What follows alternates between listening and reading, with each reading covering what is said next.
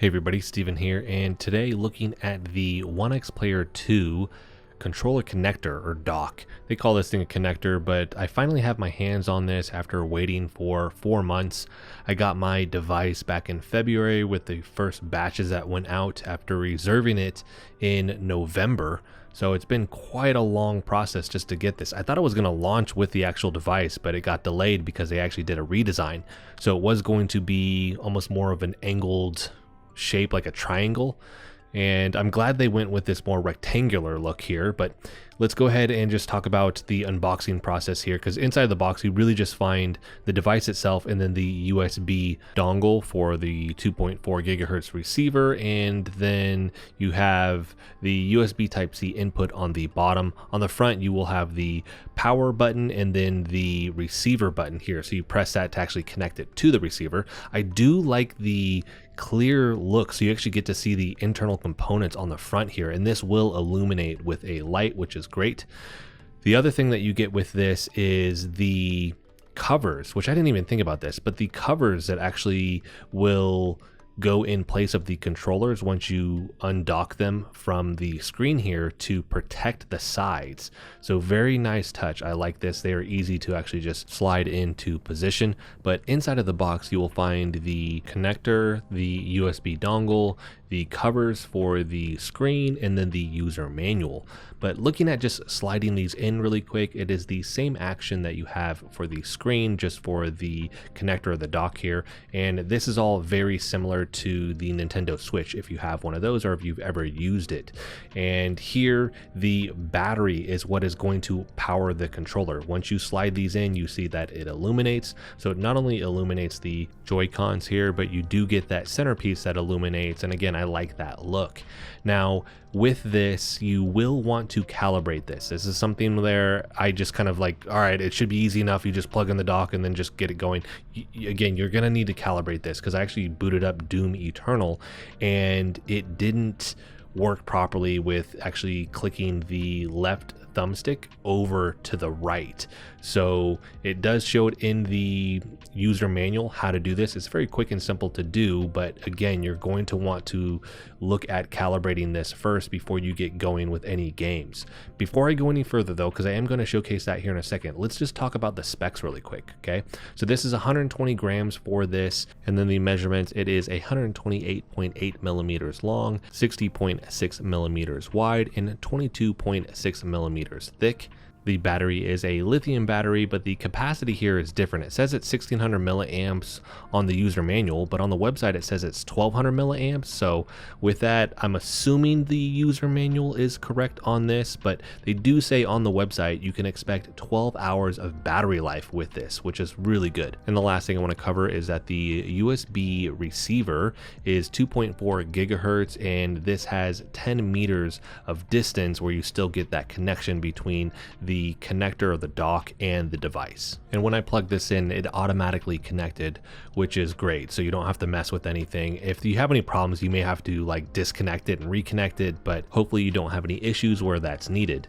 Now here we have the slip covers, and again, they are easy to just slide on, and it provides protection for the outside here so you don't damage the connectors there, because if you do that, then you can't actually just connect the Joy-Cons back to this. So very nice touch, feels great. It just makes it a solid kind of brick now in terms of the screen.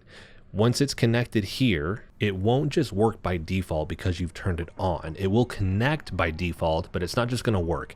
Again, you have to calibrate this. So I'm actually going to showcase what the user manual instructs you to do in order to calibrate this really quick. So I'm not going to cover all the details here. You can read this, but you press 2 buttons and then you actually roll the left and right thumbstick. You pull the triggers a couple times and then you essentially kind of confirm that, and then you're good to go.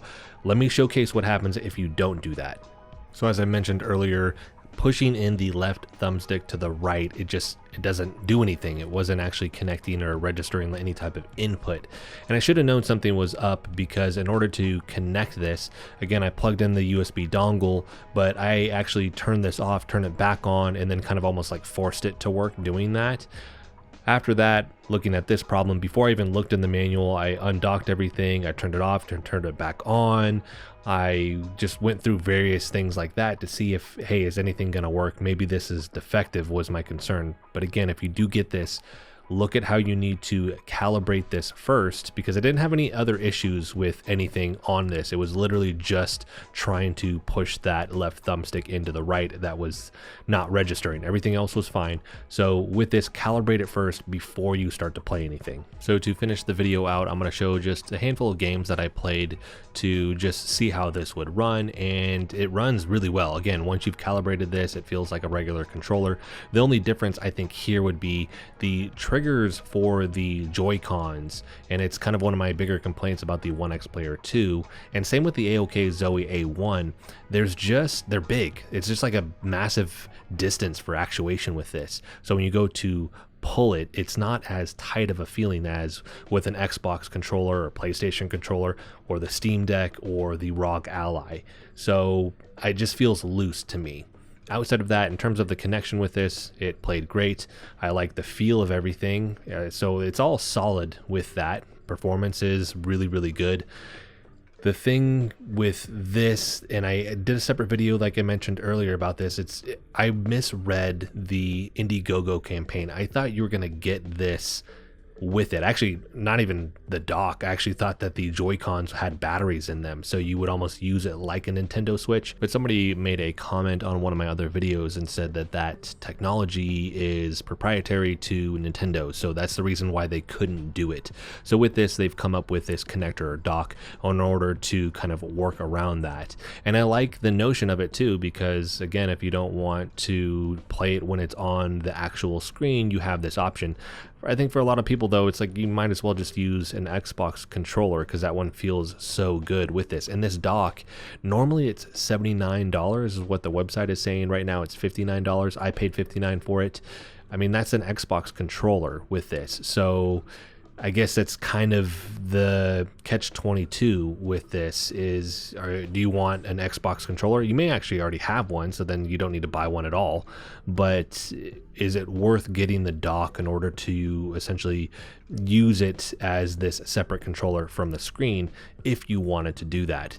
With this, I just wanted to test this thing out and see how it works. And again, performance has felt really solid after calibrating it, and I haven't had any issues so far. I need to test this a lot longer, and I kind of will wrap that into my final review for the Onexplayer 2 here.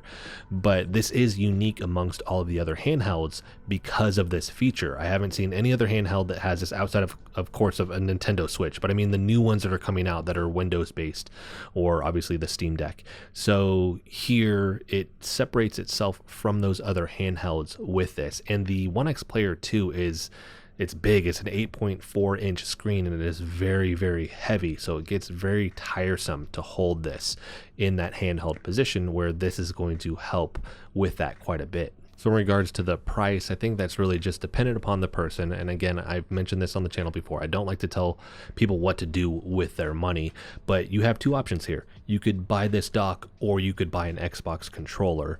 And with that Xbox controller, I mean, you could buy one if it's discounted especially, and then get the rechargeable battery pack with it too. So the price can come out to be almost the exact same with this, just depending on the options that you're going to go with, because they do have more expensive Xbox controllers if you want one that has a particular look, or it's a licensed one based off of a video game or something like that.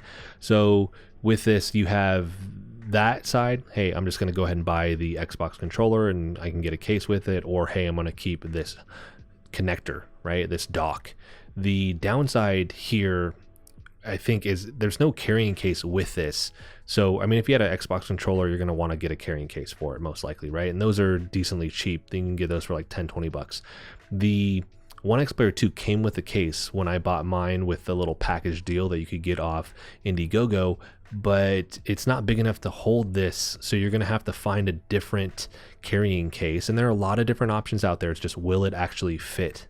This is the bigger question because it is so large. I'm just bummed that Onexplayer doesn't have their own larger carrying case option for this, because this is a very expensive handheld, and not only do you want the solid protection that a good carrying case offers, but you want to be able to put all the different accessories like the charging cable and the power brick that it comes with, because it's very large there too. And now you're going to keep all this stuff separate, and it's kind of a mess. And I mentioned this earlier on in the video. I mean, I signed up for the IndieGoGo in November. I thought that the Joy-Cons had batteries in them, so I just wasn't actually reading all the details with this. I didn't realize you were going to need this dock for it. But looking at, okay, now you need a dock.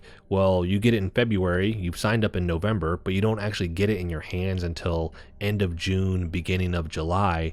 Is it a little too late for this at this point? For anybody that has a Onexplayer 2, are you kind of at this point looking at other handhelds like the ROG Ally or some of the other ones that are kind of coming down the pipeline right now? I mean, we're looking at Onexplayer is actually announcing another IndieGoGo campaign for whatever the latest one is. I'm forgetting the name just off the top of my head.